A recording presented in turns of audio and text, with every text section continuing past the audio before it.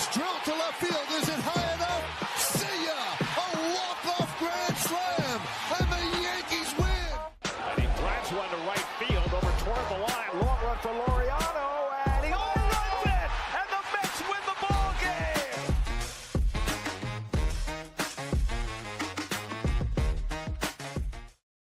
Episode 75 of The Burrows, the long-awaited return. We appreciate all the listeners for the support in saying we'd like you guys to get back to it. So 3 weeks later, we really dove into football season in the start of September, but we're going to dive right back in now to baseball. As always, I'm Kevin Bunk, joined by Michael Merlo here for BTO Media on The Burrows. And we have to start with the Mets here, hit on them right away, because lucky for Mike, we haven't done a show the last 3 weeks. And they're only a game and a half up in the wild card. And you got to be sweating a little bit here these last 2 weeks. Yeah, it's been awful. Yeah, the 8-game losing streak. You had the sweep to Philadelphia. It has been as brutal as it gets. I've been trying to think of a comparison of what the last week and a half has been like for the Mets. And I thought of one. It's if you have a partner, right? And you're dating somebody and they just treat you like crap. They're cheating on you, but it's multiple, like, different things that they're doing. But in your brain, you just kind of you collectively think of it as one thing. That's what the Mets have done. There's been so many different issues, but it all comes back to the fact that they have lost this massive lead, and it's now a small lead, and just completely disappointed you, like the partner that cheated on you. It's not totally Colin Coward, but I see where you're going with that. But you like that? It's been awful. It's been just miserable. It's been terrible. And I don't think that this would have been expected at any point before this 8-game losing streak. Like, I would have never, even as bad as they were in the summer, from the offseason to now, anticipated them to be this bad in September. And that's where we're at. But the problem is, since June 13th, they're one of the 3 or 4 worst teams in the entire sport. So, and yes, there are a lot of bad stretches in there, mixed with some good stretches in there. But there's like 2 to 3 big losing streaks since that June 13th date. So that's what's really tough about it, because you really can't get a great understanding of what they have been, because there were some good spots. There were some, oh, this team is playing better. But then it was followed by a bad streak. Right before this 8-game losing streak, they were playing better. And they had swept Philadelphia. Then they lost to Miami at home. But then they went to Detroit and took the series against the first-place team. So it's just very weird to try and really decide what this team is throughout these last 3 months. Yeah, and it's just been disappointment, too, because we've said it a bunch of times on this show, how the expectations for Mets fans and the excitement for Mets fans in the offseason was just so great, and it's just not even lived up to it nearly enough. Like, it is not even the positives in the early season. It just never felt like this team has gotten to where they should. And listen, October can change that, and we'll talk a lot about that today and next week and the week after, but how many years in recent memory in this 6-team format have we ruled out the 6th seed and they've been in the World Series? Like, it happens now. So I'm not going to completely rule them out yet and say this can't still be a special season, but I just feel bad for Mets fans who have, we talked about the Jets and Browns and Bears this week on Sunday Recap and who has it the worst in the NFL. For a long time, Mets fans have had it as bad as anybody in baseball in a very uniquely miserable situation. And now it's supposed to be better, and it still just has not given you the satisfaction you want. Just think about the last few years. 2021, they collapsed. It wasn't a good team, but they technically collapsed and lost the division lead, which they had up until July. 2022, they collapsed and lost the division to the Braves. 2023, they just completely fell apart in the middle of the season, or really towards the beginning and then the middle of the season. 2024 was a special year, and now you have 2025, which was supposed to be another special year, but they've collapsed again. So while they are on their way to going to the postseason 3 out of the last 4 years, it is mixed with a few really bad moments of not finishing the season strong. When you look at the awful summer and the disappointment that the Mets have been this year, where do you point the finger first? I'm not saying there's one person or one entity that the blame should be pointed at, but where do you go first where you're really frustrated? Yeah, it has to be Stearns. It has to be Stearns. The pitching moves did not work this offseason as they did last year. He got the benefit of the doubt. At any point, you had to trust that this guy was going to make the right moves. You know he doesn't want to spend much on starting pitching in free agency. He brings MANAEA back. That has proved to be a terrible move. Clay Holmes wasn't as bad as people have thought. He actually hasn't been that awful. Mm-hmm. Griffin Canning started to really feel it towards the end. So the moves weren't great. And I'm forgetting one more move. Montas was god-awful. Disastrous move. So it has to be him. And I texted you during the week about Stearns, where I just don't think there was one move. I'm not giving him credit for Soto. No. I don't think there was one move that David Stearns had his name all over that really elevated the team this year. And I think most of them hurt the team this year. Holmes has been good. For the better part of the year, Holmes has been a good acquisition for them. But are we talking about elevating the team? I don't think that the team got better with Clay Holmes, losing Luis Severino's production from last year and swapping it with Holmes. So I cannot give David Stearns any defense or praise for this year. And you have to hope that this time next year, we're sitting here saying, all right, he was waiting for the young pitching to come through. This team is great. The pitching is terrific because of the young guys. And he obviously had a process here that makes 2025 acceptable. And how about the trading deadline? Mullins has been awful. Yep. Ryan Helsley's been the worst acquisition anybody could have ever made.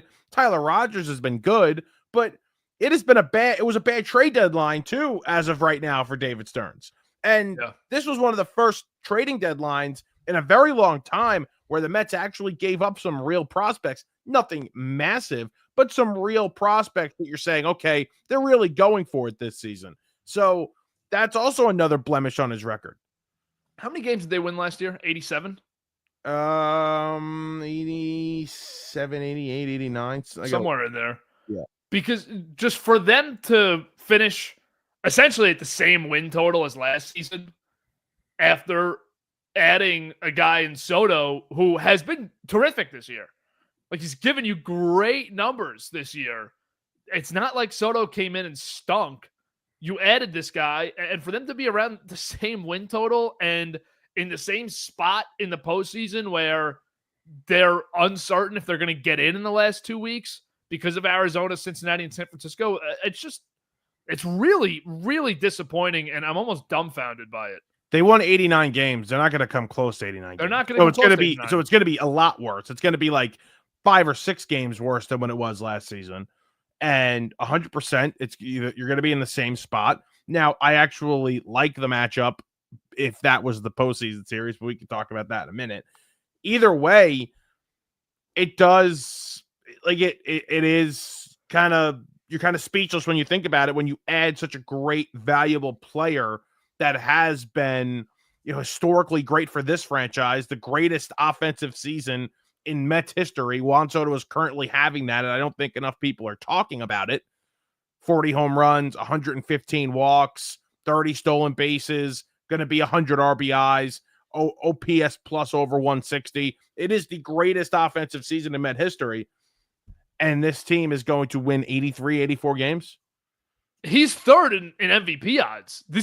I don't know where the perception is around Soto, why it's so different from last year, and I really, even though I believe it's a real thing, I'm not going to pin it on Yankees media bias. I don't think that's totally it. I don't know where the perception has gone around Soto, because even in San Diego, even in Washington, he got more credit and more praise than this. It's probably something to do with what came with the contract and the pressure and expectations that come with it.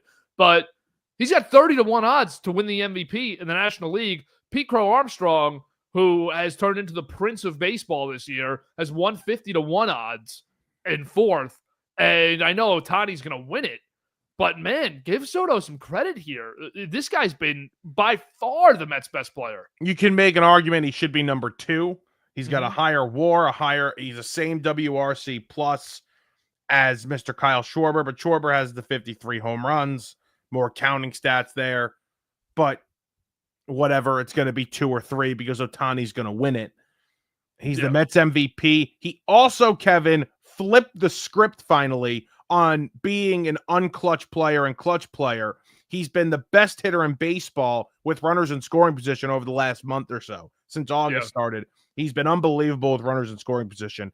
So that's another thing that he has kind of flipped the script on. Which is more indicative of his career. Like, that's more of a... It's very surprising that he was struggling with runners in scoring position the way he was. Well, I was never concerned about it going forward. No, you should, and you shouldn't have been. And the only thing now that you can really knock him for, which isn't even a knock at this stage, is the Boomers will rip the batting average still at 260. But, I mean, this guy's having a terrific season. And it could be 260 the rest of his career. I don't give a rat's ass. Yeah, and I've asked you this on the last show we did. Where did the stolen bases come from? And as a Mets fan, give me this answer objectively.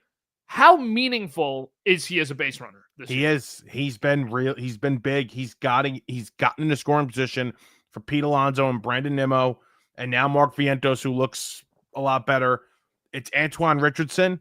It's the first base coach. It's the way he is able to read these pitchers and the walking leads that they are getting. And a lot of it is the opposing teams not giving Soto and the rest of the Mets enough respect, and they're able to get these walking leads, and now they're taking these free bases.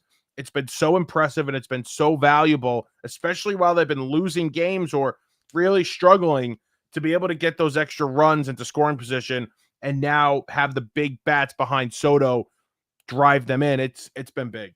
His career high in stolen bases, I believe he had 18. No, he didn't. He had 12 in 2023 and 12 in 2019. 2019 is the peak of his athleticism. I don't think we'll disagree with that. Yeah. Mm-hmm. And he only had 12 stolen bases. He was never a stolen base guy. He had 7 last year, and 32 this year is just astonishing. I give Antoine Richardson a lot of credit. The first base coach for the Mets. He's been unbelievable. Incredible for this team. How do you feel about the other two out of the big three, Alonso and Lindor, at this point in the year? They've been cold the last 2 weeks. Over the last month, Alonso really doesn't have that big hit. He's been just standing there with the bat on his shoulder and in big spots. Not feeling great about Alonso lately, although he does have the walk-off on Sunday, which was a massive hit. Hopefully that catapults him now getting something going as you head into the last week and a half here or so, 2 weeks. They're going to need him. They're going to need Lindor, but it's been frustrating with Alonso for sure. Yeah, absolutely. And now we're getting to that point too. I think we'll look back 5 years from now and say these next 15 weeks, 20 weeks were the most pivotal of the David Stearns era, because you have the Alonso free agency. You have a big playoff push and playoff appearance coming up here if you do get there. And you have a massive offseason. And what he does in these next 3 or 4 months will dictate a lot of their future. Do you think, gut feeling, Alonso is back with the Mets next year after going cold in the second half? No, I actually don't. Right now, I don't think so. If you asked me in the first half, I would have said absolutely. He broke the record. I think he's going to ask for way too much money. And I think that what are you laughing about? That was funny because we were talking about it before the show, but you say he broke the record. All Yankee fans love to do is make fun of our little record. Hey, I made fun of the record. I made fun of the record when he broke it. I made fun of it and said it was embarrassing. Okay. All you Yankee fans like to do is make fun of it. Meanwhile, I made fun of it myself. I know. I just did not expect you to say that. I mean, that was a thing, though. That was a thing when they were signing him. And my honest take on it, I've said it on this show, is if they do re-sign him, which I think they should, then the Mets home run record will obviously never be laughed at again, because he's going to be a 400-plus home run guy. Well, Soto's going to take care of it because I don't think the Mets are bringing him back. I don't think so either. I don't think they're bringing him back. It has been a very, very average second half, and that clutch factor that he had is not there right now. Mm-hmm. Again, besides for Sunday, which was huge. I don't think they bring him back. I really don't. If you were calling the shot, would you bring him back? I don't know. That's tough. I'm thinking the same thing. Tough. It's really tough. I need to know what he's asking for. Give me a number. Give me a number. And be realistic, but also get into Boris's head. He's got 34 home runs, 117 RBIs. He's got a 853 OPS. You tell me you were Boris. He can't throw from first base, so he's like half a first baseman because he can't throw the baseball. So give me a number if you were Boris, and I'll tell you if I think they should sign him. All right, I'm Boris. The first thing I'm going to come to you with is, let me just do the math.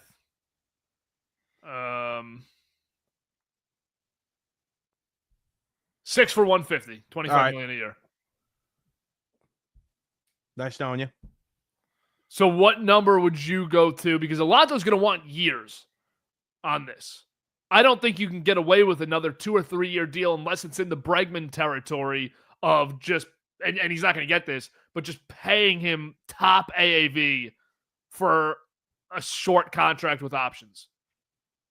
I think I'd go 5 for 110 to 120 is what I would do.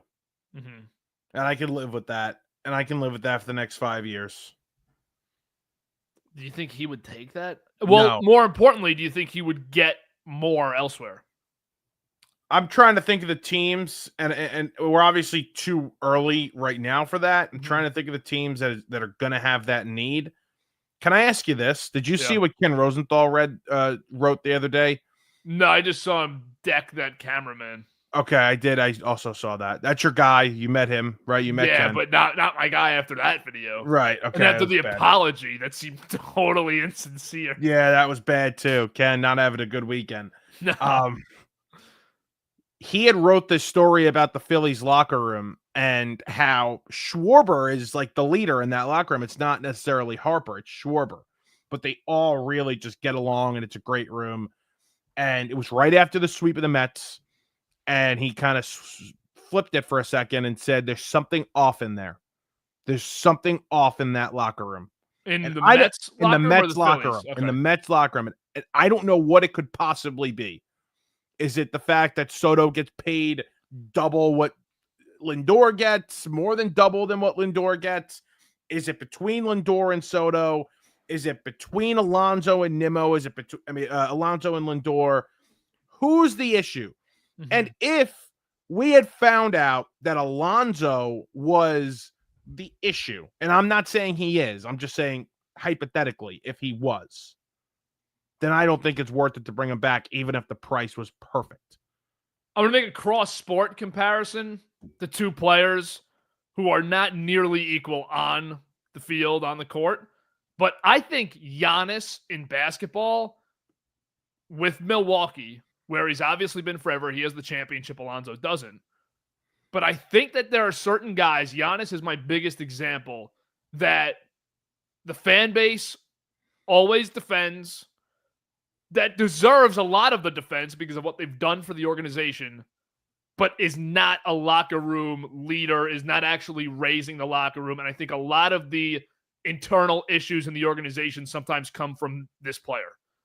I could see that with Alonso. And I felt like Alonso is not really the all-in Met that a lot of us have framed him as for a few years now. I think he likes being a Met. I think he loves being a Met. But I don't think he's the great Met leader that they need him to be. When you're not seeing the love reciprocated in terms of whether it was contract extensions before he hit free agency, or obviously the free agent contracts they threw his way, that obviously has to sway his view of the organization and how they feel about him. And he may have changed his tone on how he feels about this organization that he's grown up in. And that wouldn't be the craziest thing in the world, right? You'd say, okay, that makes some sense. And let me bring up my boy Jeter for a second. He's been maybe the most open about this as former players go, where he sat down in Yankees negotiations and everything was fine until he sat down there and Brian Cashman's telling you, well, I think you suck at defense. I think you can't do this. I don't think you can do the things Tulowitzki can do. I don't think you can do this. So I'm not paying you what you want. And those conversations, let's just say it as humans, have to stink completely to go into a meeting where you're supposed to get the contract that changes the entire course of your family life and you want to be in a certain place. And their entire prerogative is to make sure that you get as little money as possible while staying with them, because that's how it works for their side of it. And I'm not blaming them for having that, but those meetings a lot of times do ruin the relationship. Well, I mean, when Cashman's right, too. I mean, that's got to be No, tough. he wasn't right. He's 5-time World Series champion, first ballot Hall of Famer, sixth all-time in hits. It's got to sting. No, it's Jeter was the greatest. Cashman's so good now. Look what Jeter built in Miami. Look what Jeter built. Exactly. Look what Cashman's built. Cashman's better. Cashman's much better. No. Much better. But I could see Alonso being a little bit of a problem not a problem, but not a solution to anything. You know who's not a problem? Who? Nolan McLean. He's awesome. He is one of those guys. I said it last time we did the show. I could see him winning the Cy Young. Or last time we won the bunker, I could see him winning the Cy Young in a year. Yep. But I think he's that talented. 100%. He can. I mean, he's that good. He's, again, you look at the starts, 5 or 6 starts, best ERA, lowest runs allowed in his first 6 career starts. He has truly been just remarkable and saving the season, some could say. If they are able to make the playoffs, Brandon Sproat has come up and pitched very well. And Jonah Tong had one really bad outing, like really, really bad in a must-win game after getting swept by Philly. To let a 6 spot up in the first was pretty brutal, and I can't get that out of my head. But hopefully he's able to figure it out over the his last 2 starts of the regular season, and hopefully he's a player in the postseason. Nolan McLean's doing things that haven't been done since like Verlander and Strasburg, or Skeens has similar stats his first couple starts, but 4-1 with a 1.1 ERA in 6 games. He's got 40 strikeouts in 37 2/3 innings and a 0.9 WHIP. That is a stud starter in Major League Baseball, and he's only 6 starts in, 24 years old. And I feel like MLB is not pumping it up at all. They're not really putting him out there yet because of the Mets as a team lack of success. Well, if Nolan McLean was a big-time college pitcher that won a college World Series and was dating a, model like Livy Dunn, then maybe he would get the attention that he deserves. But unfortunately, he's not doing that, and all he's doing is shoving, so he's not getting the attention. But that is completely fine. We see it over here in Metland, how great he's been. And I'm super pumped to just be able to watch him on a weekly basis. But even this is such an irrelevant conversation, but even, Mizorowski gets so much love and hype this year, and he has not had a great year. He had a good first couple starts. He's not been good since. And a guy like McLean is just getting totally put on the back burner in this. Like, you have a big market stud young pitcher. I think it'll, again, I 100% you're right about the fact that they have been struggling so badly that maybe if they weren't playing this poorly, then the attention's there. But let's see what happens next season when you start the year up and he's the one, like the literal ace of this staff. He's getting the ball on opening day. Let's see what it is there. How about the playoffs? Game 1, are you giving him the ball? No hesitation? I'm giving the ball to Peterson. Okay, here's a comment. Said the same about Peterson and jinxed him. Now we cursed McLean. No, we didn't. Come on. This kid doesn't even know who we are. Now we cursed him. We're fine. He's fine. He's fine. He's great. He's one of the greats. Peterson is Peterson, and he still has not been horrible, Peterson. We said Peterson was the best pitcher in the Mets rotation. We said he was like a top 10 pitcher. We said he was like a top 10 pitcher in the league. That conversation doesn't have to get brought back up again. But we said he was the Mets' best pitcher. I don't think we were wrong there. I think we said he was a top 5 lefty in the league at some point this year. We definitely did say that, and we said he was like the 4th best pitcher in the National League. All-star, though. Maybe he bounces back. Still playoff time. He could definitely bounce back. He was good last year, clutch in the postseason. Like 3.7 ERA. It been bad. It could be worse, man. It could be worse, but it's been bad. It could be, MANAEA. MANAEA's awful. MANAEA's terrible. MANAEA's awful. That's an awful contract. You forever, but like no. Well, when you have the owner like we do, like if the Yankees gave that contract, they'd be done. They'd be done. Like you're not making a move for 3 years. This is how I would go. Ready? Yeah, let's do it. Peterson's game 1. He's backed up by Jonah Tong, but like 2 or 3 innings. McLean is game 2. I don't need anybody backing this. You know what up, mother effer up. He's going 7 strong. Let's go. I got Clay just in case. And then we got Brandon Sproat as of right now, going game 3. And I would have a mixture of MANAEA / SENGA if they're able to bring him back up. He had a good first start in AAA. So we'll see what happens there. But that's how I would do it. Does Helsley make your playoff roster? He can at this point. I mean, he's just been so bad. And if he does, he cannot pitch. Bad. Tyler Rogers, great. Reed Garrett's been pretty bad the last couple of outings. Not good. Diaz has looked vulnerable. I don't know. I think that when this team gets rolling again, I think the bullpen will start to get rolling. It's not a major concern for me, though. No, it shouldn't be right now. The major concern right now is let's get there. It'll be nice if they were able to get there. Let's get there, and then I don't even like the rest. By the way, I think they could win a 3-game series against the Dodgers with how I just lined it up. Mm-hmm. Like the Dodgers have their own issues, and the Mets offense is very streaky. And if they get on a hot streak the next 2 weeks, I think they can absolutely beat the Dodgers in a 3-game series. I think the Mets are set up well for a 3-game series, but I just need them to get there. I can't have the embarrassment of this team missing the postseason. So even if they did go to the wild card round and get swept by the Dodgers, at least they made the playoffs. You could hang your hat on that you made the playoffs. And I know it's a loser mentality, but they just have to make it. Please just make it. If they didn't make it, it is maybe the most failed season in franchise history. Yeah, it might be. It's I think worse. It has to be. Even though the collapse of 7 games in 17 days in 2007 was bad, like you look at the totality of this collapse, this is worse, obviously.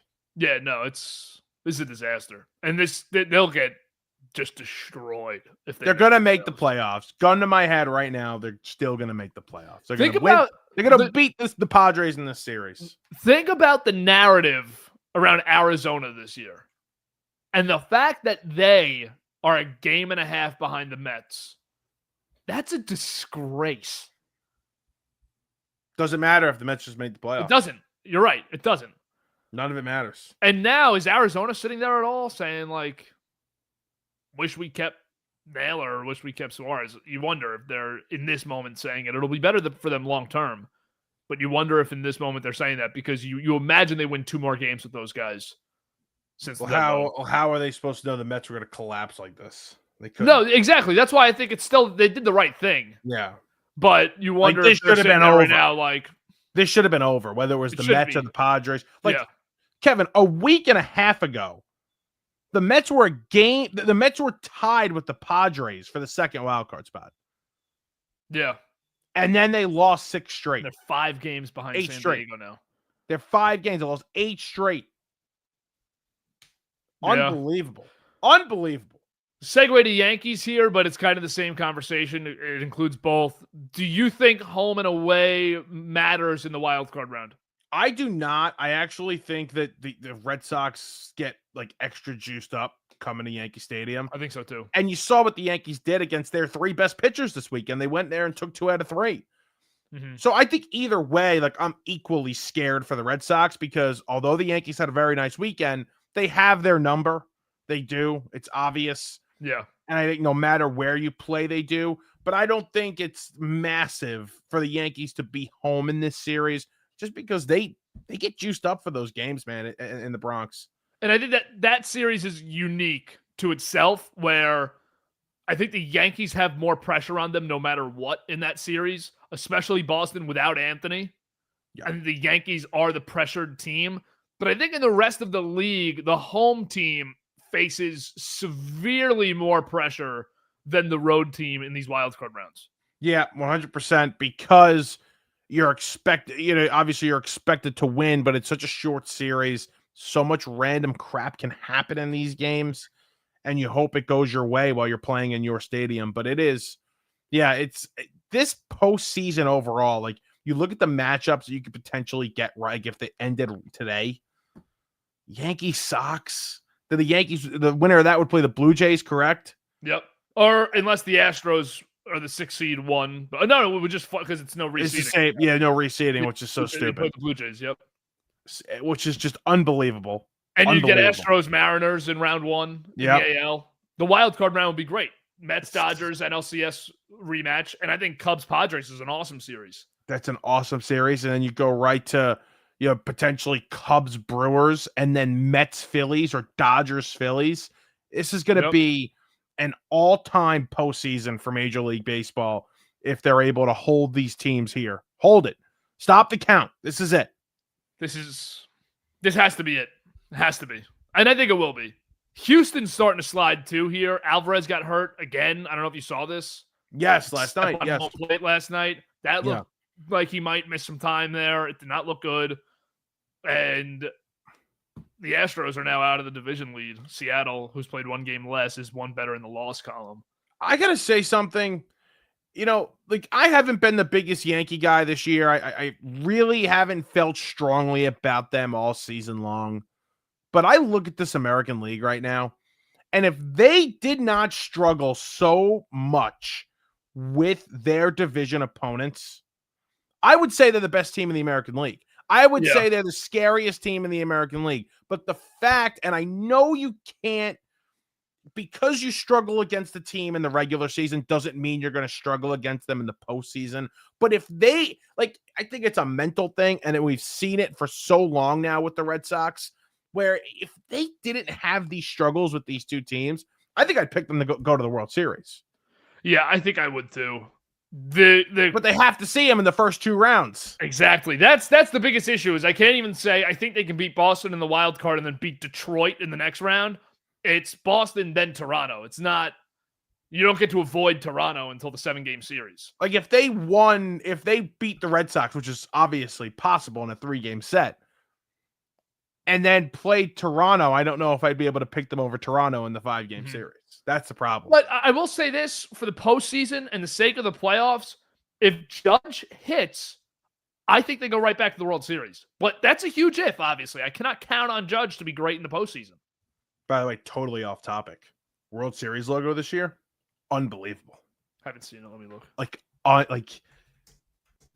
It could possibly be the greatest World Series logo of all time. I hope I'm not looking at the right one right now. It is one of the greatest World Series logos ever.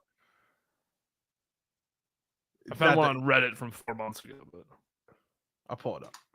Yeah, no, this is this is the greatest World Series logo ever. It's I'm looking at it on MLB.com now. It's one of the best. It's good. It's one of the best.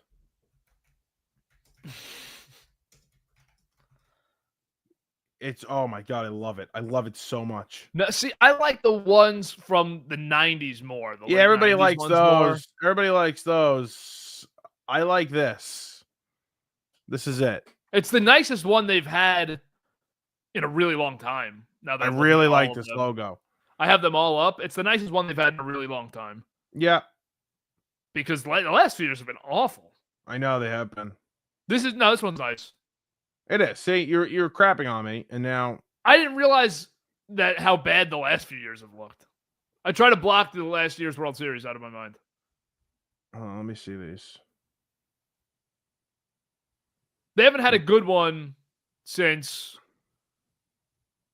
maybe. The 90s, the early 2000s, those were pretty good. They haven't had a good one since 2002. I always really liked the 2015 one, maybe just because the Mets were in it. 2015 one's good. That's the best one since 2002. 2000 was nice. Obviously, Mets Yanks probably cheating. No cheating. Swept. Literally was the minimum amount of games were played. Good stuff. I love World Series logo talk. I love logo talk. Good stuff. You're gonna get a hat? You're gonna get a hat? Well, if the Mets go there, Mets then City absolutely. Connect. Mets City Connect Grimace World Series hat? No. That sucks. They're not gonna be able to get a hat because they're not going to the World Series. Yeah, I don't get one unless they win the Yankees. No, I got one. I got a postseason hat last year. Last year I did not get. That's so lame. Last year I did not get. I would have bought World everything Series up. merch. I would have bought everything up. It's 4-1 loss. They'll win one. Both teams are going to win one in our lifetime. 100%. So if they don't, serious issue. Like, this is not the Jets where if they go to the Super Bowl, I have to get or the Islanders when they were in the conference final. I got a conference final shirt. When the Giants won both games, I was at Modell's both times. NFC Champ game, Super Bowl. I have everything. Yeah, so that's with the football teams. It's totally like the Knicks go to the finals. I'm going broke. Yeah, even if they lose in 4 games. The Yankees go to the World Series. I'm like, they're gonna win one at some point in my life. I'm gonna wait for them to win it. That's the arrogant Yankee fan in you there. Well, I'm telling you, the Mets fans should feel the same way. Like I'm buying everything, dude. I'm buying everything. We're in a much better place now. We don't need to just splurge on the "we lost in 4 games" t-shirt. No. And I don't need to wear around like Yankees 2020. It was so embarrassing. I loved it. The gear was great last year too. I like the gear. I like the 2024 World Series logo as well. That patch for this year will be really nice on the side of a hat, though. Yeah, I'll probably get one either way if the Mets are in it or not. I'll probably just customize it. Just buy the patch and stick it on your crappy City Connect or black hat. I'm done with the City Connect hat. I told you. I'm done with every City Connect. Is Judge winning the MVP? Yeah, it's pretty easy. He has to. Such an unbelievable offense. It's just unreal what this guy's able to do. I was at the Yankee game on Thursday night when the president was there. It was a great night. It was the 24th anniversary of 9/11, and I was in right field, second row, literally right in front of Aaron Judge. I mean, I made eye contact with Aaron Judge. Yeah, I'm sure he was looking right at you. He was a couple of times. I'd give him a nice wave. He'd give me a wink. I mean, me and Judge had a nice connection the other night. It was good stuff. I think we have a LeBron situation here. This is LeBron. Okay, hold on. Okay. Trout had the same thing in the mid 2010s. All right. The fatigue on Judge is happening. It's real. This offensive season is absurd. And Judge is not getting that much credit in the second half of this season. I know it's because he missed some time, but this is some serious voter fatigue and fan fatigue, I think. And it doesn't help that Ohtani is doing the same thing in the National League now every year. Well, there's some fatigue there, I think, too, because I don't think a lot of people really want to give him the award. No, and he's a bigger favorite than Judge, obviously. Listen, Judge, what would have he hit? He played 140 games. What would have Judge hit if he didn't get hurt? Would he be at 50? Right, 53 home runs, I'd say. Because I think he was slumping a little bit. He had a chance to break 63? No, right? 62? I don't think so, no. But he would have gotten to probably where he was last season. Listen, it's an unbelievable year. There's no doubt about it that he's the MVP. I mean, you can't sit here and tell me that Cal is. It's as good of a year as Cal's had. It's not him. So it's unbelievable. Both guys have been great, but it's Aaron Judge. It's his award. And I agree with you that there is some fatigue here. Do you think Raleigh gets any, votes? Because obviously he's going to get a couple votes, but do you think he gets any record-breaking switch hitter season, record-breaking catcher season? We have to give it to this guy because this is something that we may never see again from a catcher. I get that, but when you look at what Aaron Judge has done and how consistent he's been over the last 2 or 3 seasons now, it just how do you not give it to him? How do you not vote for him? Mm-hmm. And he's going to lead in WAR. It'll be one thing if Riley got him in WAR. Like, he's not even going to get him in WAR anymore, and Judge just started playing the field. Yeah. And Cal's been catching. So he's not even going to get him in WAR. We had spoken about that Posey versus Ryan Braun the last time a catcher won the MVP. Posey was better in WAR. He led the league in WAR. So I don't think that Riley is the same situation here, where just because the other player has better stats, then, Posey got it. Braun had a couple better offensive stats, but Posey was a far better defender. And Riley's not having the best defensive year of his career. He was a better defender last year. He has had a terrific season. He deserves recognition for it, but it's Judge. And the odds suggest that Judge is going to win easier than we all think he is. He's minus 1,000 to win this award. Yeah. So, it's gonna be him. The lowest it ever got, he was like minus 150 when he got hurt, the day he got hurt. So it never really was. It was always his award to lose, And that's how you knew that he was going to be out too. I want to just ask this, a relevant, off-topic kind of question. Cal Raleigh will never have a big free agency because he's not a free agent until 2031 when he's 34. Because he did one of those avoid arbitration contracts. But what would he get if he was an unrestricted free agent this offseason at 28 years old? After a couple years of, last year he was very good production numbers. Before that, you didn't really see much. And this year he just exploded.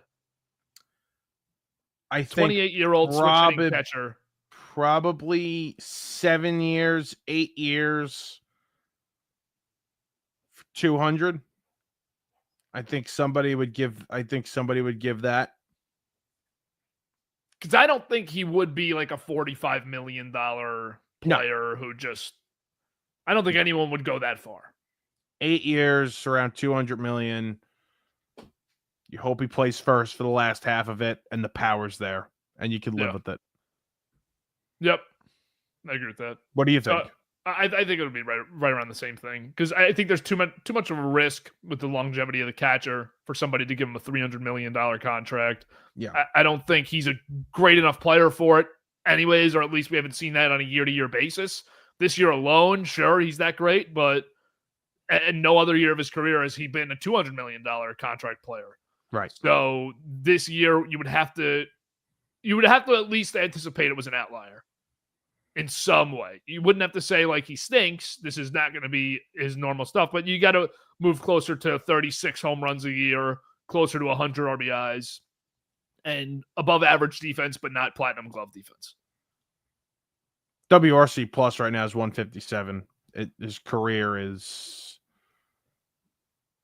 I can't get his career, but he is 118, 114, and 122 in the other seasons. Yeah. Yeah. Maybe an outlier. A couple more things on the Yankees, and then we'll wrap. If you had to lay out their pitching rotation for a wild card round, I think it's pretty easy, but I just want to hear your thoughts. Obviously, it's going to be Fried, Rodon as two of the guys. Who's your third? Fried, Rodon, and I would go Cam Schlittler. So I thought the same thing. I baited you with this. I'm going to be honest with you. I know. I baited you with this. I know. Well, you texted me last night, so I know where you're going here. And I hinted at this last night to you. I would have said Schlittler easily. Luis Gil, career against Boston. 5 starts, 0.9 ERA. They're 4-1. That's 27 and a third innings pitched. And he has given up 3 earned runs and 15 hits in 27 innings. Walked 17, struck out. I had it. No, I don't have it. But I think it was like 26 strikeouts or something. But yeah, 26 strikeouts. I did not realize that Luis Gil owned Boston like this. And I would probably have to start him now with Schlittler backing him in game 3. Okay, can I tell you what I would do? What I'd actually do now? Yeah. I would start Gil with Will Warren backing him, and I would save Cam Schlittler for that game 1. Okay. That's a good way to think about it. Gil would start it, and Will's backing him up if he needs it. Is there any thought? I know this is kind of a loser mindset. Is there any thought on the Crochet game pitching Rodon trying to work Fried for the second game so that you don't negate Fried's impact potentially in that game with like a 2-1 loss? I'd have to see going into that start how those guys have been pitching. Who's been better? And, Who's you been know, better? Crochet this weekend, he won on Sunday, but the Yankees got to him a little. Yes. It was not this dominant start that made me say, if we see this guy in the playoffs, we're totally screwed. I can't believe how good Rodon has been. Rodon's having one of the best years of his career. And he's basically even with Fried. Yeah. Like, very similar. The ERA plus is 3 points off. The ERA is 0.8 off, 0.08 off. Like, they're right there. He has more strikeouts than Fried. To make the argument, he's been the better pitcher. Whoever is hotter going into that start is who I would start in game one. And if it's Rodon, then it's Rodon. All of the negativity about Carlos Rodon is out right now. It's out. He has been terrific for the Yankees this year. And he's lived up to his contract finally. You know, for the first time, you feel like you're really getting that number 2, number 3 left-handed strikeout guy that you desired on the open market and that I wanted them to sign at the time. And, you know, he was in our worst contracts draft in the beginning of the season. He might get bounced off that list now with 3.1 ERA in a 16-win season over a 4 WAR. Who's your closer right now?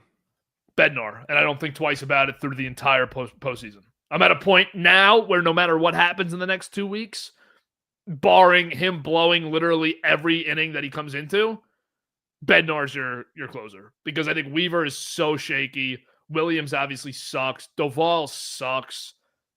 Fernando Cruz, when the splitter's not there, is a disaster. How's he been since he's come back? Who, Cruz? Yeah. He's been lights out besides the 1 inning last week against, I want to say, Detroit. It was against Detroit. I don't know if it was the first or second game, but it was the 7th inning, and he gave up like 3 runs without getting an out. Oh. And he got pulled. But other than that, he's been great. He's been their second best pitcher. Bednar, though, he's probably been their best pitcher other than that. But Bednar is the guy right now with the least risk. And that's not no risk, but it's just the least. And Williams is done. Williams, same as Helsley, cannot be on your playoff roster. Really? Because even when Devin Williams has a clean inning, puts up a shutout frame, it's 2 walks, it's runners in scoring position, and I just can't do it against Boston because the lights are going to be so bright against Boston in that first series, and then against Toronto in the next series, but especially against Boston, you can't put Heel on Williams on that mound. Can't. It's going to get to him. You know, I think that their bullpen can win them the AL still. Duvall has not been good either. He's been terrible. He'd be on my playoff roster, and he's my mop-up guy in the postseason. If you're lucky enough to be up 10 runs, then he can come in. Interesting. It's crazy that the way we reacted to that trade and then looked at things and we're like, all right, hold on a second. Circle of trust is very tight right now. It's Bednar. I trust Bednar to get through the inning. I trust Bednar to not completely blow the game, but it's not, without some nerves. And then Weaver's in it, but he's not very good. And Tim Hill is in it, but again, don't love him in the high leverage spots. And Fernando Cruz is in it, but there's a lot of risk there too. Nobody else is cracking it right now. Circle of trust is small, is what you're saying. Is small. Where does Blackburn land on that list? He might be the next guy. Okay. Which tells you all you need to know about the state of this pen. Interesting. Because I don't trust Williams or Doval more than Blackburn right now. Interesting. Before we wrap up around the league, I have 2 questions for you. 2 questions. Yeah. If we're good with the Yankees? I'm good. Oh, Volpe getting benched, by the way. Oh, yeah. About time. Jose Caballero has to play. Volpe's going to play tonight, though. Because you see Caballero had a couple mistakes last night. Did he? Volpe's going to get the nod tonight. Then you see the Volpe cortisone shot thing, the shoulder injury. I saw the shoulder injury the day I was at the game, yes. His shoulder has so obviously been bothering him since May that I don't understand why you defend this guy relentlessly all summer. We all can pinpoint the exact play he hurt his shoulder in May. And after that, he went from being the really good defensive shortstop to a disaster defensively. And the Yankees did nothing about it until this week. Yeah. That's awful. It has to be Caballero, though, because not only is he a better defender, offensively, Volpe's giving you nothing.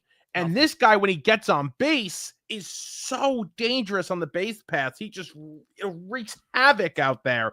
It has to be Caballero every day, and especially in the postseason. It has to be. The negative to that, which stinks, is Caballero is probably the best bench weapon in the playoffs. Any team. Nobody has a bench weapon like that, but you can't justify Volpe at short. No, you have to play him. At least, but you're getting him every day.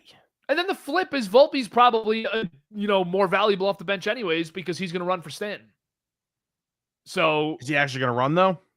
Yeah, Volpe I think would definitely run in the postseason. Okay, but then you hope he doesn't get up again after that. Yeah, that would help.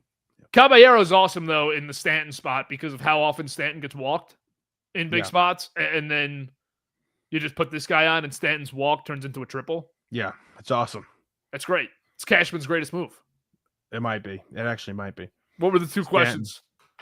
Stanton's the man still. My two questions. Oh, by the way, Jazz 30-30 coming up. That's nice. Yeah, Jazz 30-30. Good for Jazz. Man, Grisham's last 2 weeks as a Yankee, it's going to be, got to savor that too. They got to bring him back. I don't know if they're gonna. I think he might be a Met. I don't think he's a Met. I don't think the Mets are going to spend any center field. With Tyrone Taylor, that actually wouldn't be bad. That would work out great. Got a Gold Glove center fielder. And a 30 home run lefty bat at the bottom of your order. We're looking at bigger and better things. Oh, like who? Byron B. Buxton again? Cody Bellinger. No. Listen, one Yankee outfielder that came in for 1 year already said, "Hey, it looks greener on the other side," and it's not. He said it looks greener on the other side, and it is not. It did look greener. They paid him, but this guy's gonna say the same thing. He's gonna say, "Oh, Stevie, okay, I'll take your money." The only thing greener on the other side of town is the money. There's nothing else greener. No, we'll see. I think the more likely move would be actually Grisham. You're right. I wouldn't mind it at all. If the Yankees say they re-sign Bellinger, is there any chance they jump in on Alonso at all? No way. No way on Alonso. I saw some Yankee fans talking about Alonso the other day. I just wanted to bring it up. I was having this conversation with a couple of friends the other day, like how they would bring both Grisham and Bellinger back. Mm-hmm. What are you gonna trade Dominguez and Jones? If I were Brian Cashman, I'm re-signing both of them. I'm trading Dominguez and Jones for a big pitcher. And I'll figure out first base, but I could probably solve it pretty easily in the aggregate with Ben Rice. Why wouldn't Ben Rice going to be your first baseman? I don't know if he's an everyday first baseman. I think he's an everyday bat, but that could be at first base, catcher, and DH. I don't know if he's an everyday actual first baseman, but that's just another Goldschmidt situation. If you don't want to just bring Goldschmidt back, I don't think they're going to do that. I don't think they should do that. I think that was just a one-year thing. And I always said that, even in the offseason when I wanted him so bad. But it's easy to find 1 year first baseman to just platoon with well, Rice. why can't Ben Rice become an everyday first baseman? He probably maybe can in the offseason. I just don't know if he's naturally a defender. This is the Ron Washington, Billy Beane conversation. Yeah, and now you want a crazy one to throw out there for Yankees' future? Can we find a way to get Ahmed Rosario first base glove and bring him back? Because when he plays, he's one of their better hitters against left-handed pitching. Really? Really. Love those bet sloppy seconds. I don't even know how to respond to that, to be honest with you. I'm kind of disappointed that Rosario has not played more the last month. I forgot he was on the team. And Donald Trump walked up to him and shook his hand. I know who all of you are. Every 10 days, and he has 2 hits. And one of them's an extra base hit. He rips a single. And he hasn't made any defensive blunders. He looks awful when he makes plays, but he's making them. He's not a great defender anywhere. They put him in right field once or twice, and routine pop-ups, he's just dancing in right. Well, he's not a right fielder. He's not a left fielder. He's not a second base. He's a shortstop. I mean, Supposed to be the next great shortstop in the history of Major League Baseball. And it didn't work out. To think there was a time, we're complaining about the Mets now. There was a time when Ahmed Rosario and Dom Smith were the saviors. And we're upset about the Mets right now. Well, I am pretty upset. Dom Smith's hitting in San Francisco right now. Dom Smith's going to take your playoff spot. Literally. My two questions were, one, can the Phillies win the World Series without Wheeler? They've just been unbelievable. Yeah, I think we all counted them out too quick. I think I did too. Counted them out way too quick. Phillies look really good. They can hit. And how many times now do we see the Braves without Acuna? Teams without star players, the Rangers without DeGrom, actually just catch some magic. This might be the Phillies' year. You have to be the best team in the league for 3 weeks. And the Phillies can be the best, or not even in the league, but the best team on the field for 3 weeks. And the Phillies can do that. Well, because of how great Sanchez has been, and then Suarez has been really good, and Luzardo, you saw what Luzardo did to the Mets the other night, after giving up the 4 runs in the first inning, and then going 1, 2, 3 the rest of the way. They have the pitching, and now they have the bullpen too for the first time in a very long time. Yeah, I like the Phillies. I've been starting to think about who I'm going to take in our playoff preview show when we do that, and what my bracket's going to look like. And the National League's really tough because I can make a case for all 6 teams. I don't think I can make a case for the Cubs, and I don't think I can make a case for the Mets, but the other 4, okay. I think the Cubs pitching can turn up for October and do enough. And the case would also be their stars actually hit, which is not happening. Their case is not one that I would want to make, but I can make it. And the Mets, I'm just not going to rule out that the 3 hitters in Soto, Lindor, and Alonso don't just get hot for 2 weeks. They haven't got hot at the same time this year. Got to get in. Got to get in first. Padres this week, big series. That's a huge series. And then the other question I just had is, if you were the favorite, if you were the 1 seeds going into each side, who would scare you the most in each league? The 1 seed, if we're Toronto and Milwaukee specifically? Yeah. So if I'm Toronto, I'm probably scared the most by Detroit because I think they could match the small ball, grind it out mentality. I just wouldn't. I'd say the Yankees if the history was different this year. Well, I think it is the Yankees because if Judge is actually able to hit and you get playoff Stanton, I don't think they could beat him. The frightening part of the Yankees, too, is you throw 4 bad pitches a game, they're the best home run hitting team in the league. If you throw 4 bad pitches a game and one of them's to Stanton, one of them's to Bellinger, one of them's to Judge, and one of them's to Jazz, or even Grisham, it's from a home run perspective, it really kind of is a murderer's row, just from a home run perspective. With if those that, guys, if that offense is able to get going. You have 5 straight hitters. You're 1 through 5 all hit 20-plus home runs. Yeah. And one of them, Stanton, who was on a 50 home run pace. Again, if it wasn't set up the way it's going to be set up, I'd pick the Yankees to go to the World Series. I would too. I actually think they're going to upset the Red Sox in the first round. I'll give you that, but I think they're going to end up losing to Toronto. I think the Red Sox without Roman Anthony are a complete shell of what they were. They really don't look good right now, and the lineups they're throwing out there suck. The lineup they threw out on Saturday, Jack Leiden get ready for the lefty killer lineup. That lineup was awful. Just a horrible lineup. The lefty killer lineup. I looked at that lineup. I knew like 4 guys. In the National League, I'd be the most scared of the Padres. Mm-hmm. I agree. Because they just have so many guys that can show up. And the relief pitching's just unbelievable. Yep. Yeah, it would be the Padres for me as well. I think I'm out on the Dodgers getting back to the World Series. The Dodgers are not getting back. No, they are weak. They are very weak. They are. And I think that there's a little bit of complacency and satisfaction with them that they did win it last year. There's not that pressure on them to win it again. They're going to have the MVP again. They've got 2 years in a row with an MVP. They have the World Series title. They have a lot of excuses for this year, too. I think that there's a satisfaction with just winning your division and getting back to the postseason, having the ring secured, and then going back at it next year. The one thing I'll say about the Padres is offensively, they just really haven't been great this year. No, I don't trust Like, their bats. Tatis has an 804 OPS. Machado has an 802 OPS. They're not a great offensive team. That's the one thing I'll say. But their pitching, Pavetta's been great. Michael King, when he's pitched, has been really good. So, actually, I don't know if they scare me. I think the Phillies would be the answer, but The Phillies are definitely the answer. From a Milwaukee perspective, I'm just not going to worry about the Phillies because if we do have to face them, it's a 7-game series that I'm hosting in the NLCS.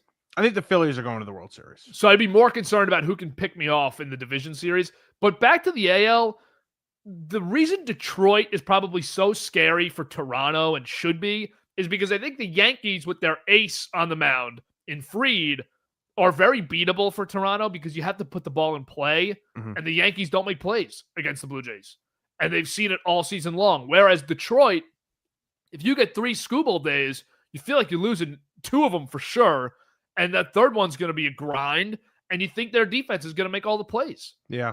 No, 100%. Skubal is a huge advantage in this American League. I know, and he's healthy. He had the scare on Monday. What was that? Friday night, and he's good. He's going to make his next start. Yeah, 100%. And the Dodgers just lost, back to the Dodgers, just lost Will Smith as well. Yep. Betts hasn't really hit all year. You know, a little bit better of late. But they don't scare me either. The pitching does not scare me. I think that the gap between Skubal and Crochet in the AL is large. I don't think there's an ace that comes close to Skubal. But then in the NL, who's the pitcher that you think gives the most value to their team in the playoffs? Because it would have been Wheeler, and it's not. So who's the Skubal of the American League that every team wishes they had? I'll give you National League. I'll give you 3 guys, and it's obviously just for this season. Yeah. One would be Freddie Peralta. Mm-hmm. The other would be Yoshinobu Yamamoto. And the other guy, shockingly, is Christopher Sanchez on Philadelphia. Those are the 3. And then McLean. And then obviously MANAEA. Like, that's the other guy. Yeah. That's what it is right now. It would be Wheeler easily, but Christopher Sanchez is a 7B WAR currently. 182 innings, 192 strikeouts, a 173 ERA plus. It's probably Christopher Sanchez. Yeah. But it's not even close to what, obviously, the impact of Skubal is. Yeah. Or even Crochet. He's not even up to Crochet's level. No, he's not. The American League pitchers, the American League front line guys are much better. Yeah. Hunter Brown, too. I mean, these are stud frontline guys. And then Fried's not far behind the rest of the group in the NL. He's not the scariest in the National League, but Hunter Brown, Garrett Crochet, Tariq Skubal. Toronto, I worry about Toronto's starting pitching. Like, how do they match up with the top 2 on every other team? Yeah, they might be the worst. They're going to have to hit. They're going to have to hit. And they probably will. I have no reason to think they won't. They have guys who have shown up in the postseason before. Springer, I mean, we don't even talk about him that much on this show. And I just, you know, it's funny. Insane year. I just looked on like who's leading the league in WRC plus. I just pulled up the leaders, and he's like 4th. And Bichette is having a monster walk year. Big walk year. Would not pay him. Would be petrified to pay him. But yeah, 311 batting average, 840 OPS. Look at Springer, man. Holy crap. Yeah, Springer's just insane. And Vlad's having a great year. Vlad's having a great year. He's having a great year. Yeah, Blue Jays are definitely the favorite in the AL. They're the 1 seed and the favorite, I think, because the lineup's just the best. Lineup's the best. The bullpen's good. The starting pitching, I think, can definitely give you the innings you need in the playoffs. Gosman, Bassett, Berrios, Lauer. Mm-hmm. All under 4 ERAs. All have pitched. The top 3 guys have pitched over 160 innings each. Lauer's at 96, and then Scherzer's right behind them. Yeah, this is the favorite. This is the team you got to go beat. Yeah, it is. This is the best team. And I would not count them out as a World Series team. I think that they're just getting total. I know it's an obvious thing to say, but I know they're just getting a little bit overlooked right now. They're getting overlooked. They're really good, and they win the AL East. I mean, last night felt like the death blow in the race for the AL East. Yes, that's over. All right, anything else today? I am all good today. Hopefully the Mets get back on track. Big one versus the Padres tonight. I'll be in the building on Thursday, I think. We'll see. Possibly. All right. That's episode 75 of The Burrows. Big playoff race coming up for the Mets. We'll be back next week. Make sure to check out all the football content. Sunday recap. Beat the Odds Gambling. It's out on Mondays. It's live on Monday mornings, and it comes out Thursday afternoons as well for the upcoming weekend in gambling. Get the recap on Monday and then the upcoming weekend in gambling. Make sure to follow the playbook at the Play BK for New York sports content on the stretch here in baseball season. A lot of Yankee stuff there on Instagram with Gabe. So you have to be on the lookout for that. The Hard Line back for football season. Watch the new episodes each week.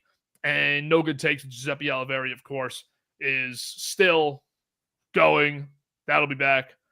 Keep an eye out. Follow Beat the Odds Gambling on Instagram. We appreciate you sticking with The Burrows. You can listen back to the episodes on Spotify or Apple Podcasts. Make sure to look up The Burrows, not just BTO Media. It's under a separate domain. And we will see you next week. So enjoy the rest of your week. Enjoy football. Enjoy baseball. Hopefully the Yankees and Mets give us some positives. And we'll talk about it after the weekend.